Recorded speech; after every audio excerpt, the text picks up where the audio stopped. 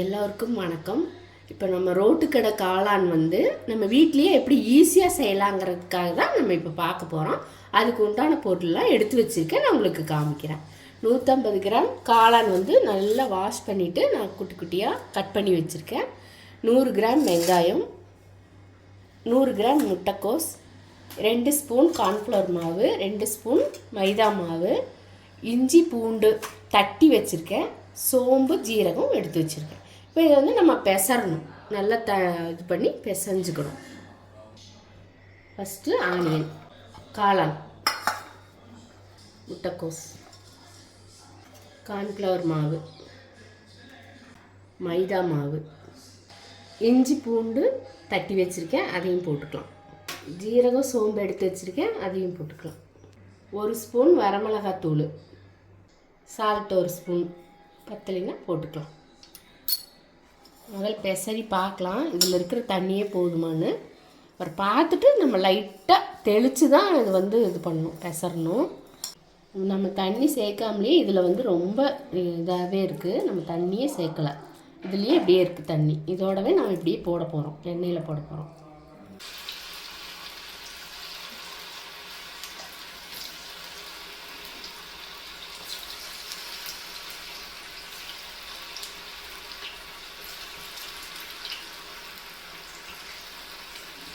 இப்போ எல்லாமே போட்டு பொரித்து எடுத்துட்டேன் நான்.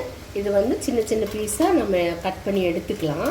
ஆனால் இதில் ஃபுட் கலர் நான் சேர்த்தலை, அது வீட்டில் செய்கிறனால நம்ம ஃபுட் கலரே வேண்டாம், இதே போதும். இது நல்ல கலர் வரும், நான் உங்களுக்கு காமிக்கிறேன்.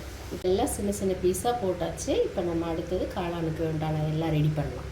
இப்போ நம்ம ஃபேன் வச்சிட்டோம், ஒரு ஃப்ரை பேன் வச்சுருக்கேன். இப்போ நம்ம அந்த காளான் சுட்ட எண்ணெயே எடுத்துக்கலாம்.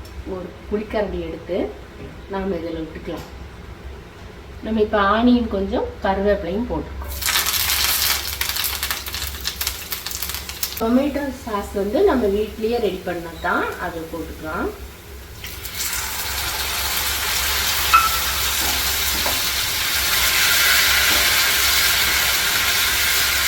கிரீன் சில்லி சாஸு ஒரு 2 ஸ்பூன் போட்டுக்கலாம்.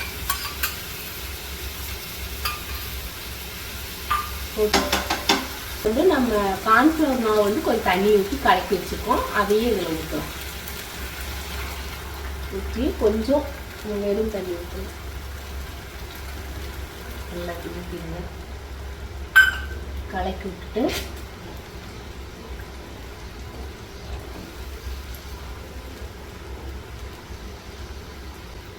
பீஸ் பண்ணி வச்சுருக்கிற அந்த காளான்லாம் எடுத்து இதில் போடலாம்.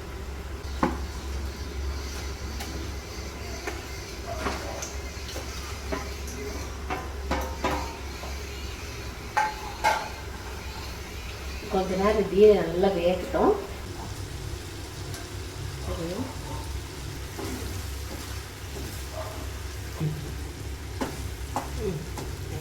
இப்போ நம்ம இதெல்லாம் போட்டோம். நம்ம ஃபுட் கலர் போடாதனால நம்மளுக்கு இப்படி இருக்குது. போடலை, வீட்டில் செய்கிறவங்கள ஃபுட் கலர் வேண்டாம். ஒரு 2 நிமிஷம் அப்படியே சிம்மில் வச்சு அடுப்பில் வச்சு மூடி வைக்கலாம்.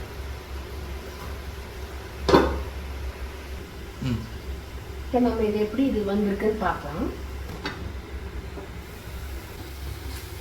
நல்லா வந்துச்சு. இப்போ நம்ம கொத்தமல்லி தழை போட்டுடலாம். அடுப்பை ஆஃப் பண்ணிடலாம். காளான் ரெடி. இப்போ இதுலேயே நீங்கள் இந்த ஸ்டேஜ்லேயே ஒரு எக்கு உடச்சி ஊற்றுனீங்கன்னா எக் காளான் அதுவும் ரெடி ஆயிடும். இப்போவே நம்ம உடச்சி ஊற்றுனோன்னா எக் காளான் ஆயிரும். காளான் ரெடி. நம்ம ரோட்டு சைடு காளான் நம்ம வீட்லேயே செஞ்சுட்டோம். நீங்களும் செஞ்சு பாருங்கள், ஈஸியாக இருக்குது. வீடியோ பிடிச்சிருந்தா சப்ஸ்கிரைப் பண்ணுங்கள்.